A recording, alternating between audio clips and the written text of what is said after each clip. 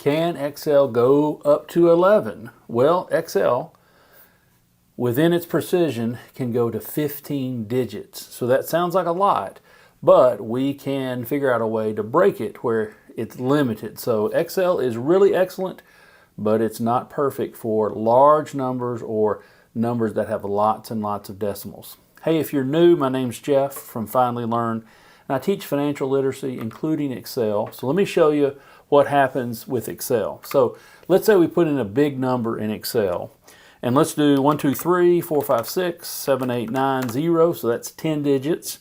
And then let's go down 9, 8, 7, 6, 5, 4, 3, 2, 1. Okay? So that's a huge number. I don't know how what all that would be. So let's recognize it as a number. And I entered 1, 2, 3 all the way to 0, that's 10, and then 11, 12, 13, 14, 15.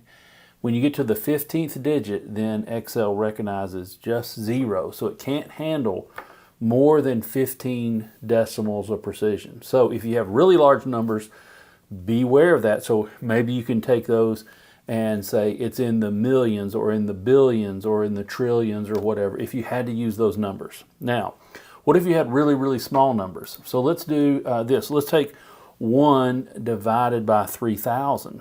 Well, so 1 divided by 3,000 gives us, some zeros, and then the 3 is going to repeat. So let's look at this. So lots of 3s here.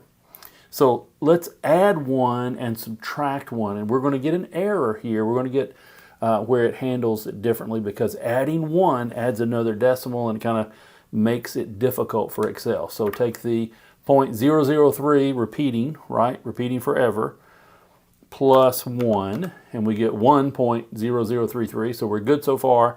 And if we take that number and subtract 1, then we get, looks like the original number again. So let's test it. So let's say, does the first number equal the third number? And we get a false. Well, let's see what's happening.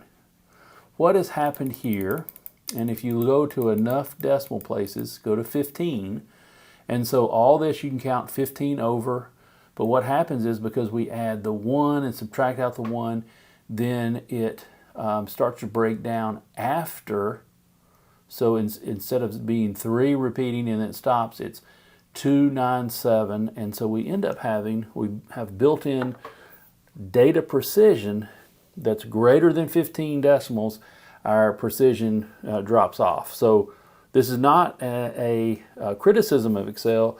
This is just the limitation of Excel. We use Excel to calculate things quickly and to do a lot of calculations, but it's not the most precise to more than 15 decimals. So it's good for everyday work for most people, but if you need something more statistical, more precise, then that will be a different calculation. So just wanted to show you how this works, how 15 decimals of precision works in Excel.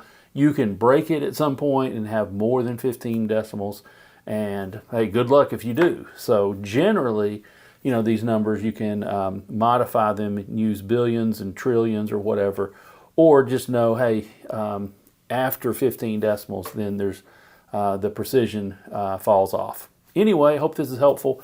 I've got lots of videos on Excel and financial literacy. Drop your comment in the comments below, or questions, and I'll be sure to try to answer those. I might come up with another video. And I have a video for you that YouTube thinks you're really going to like, and so check it out right here.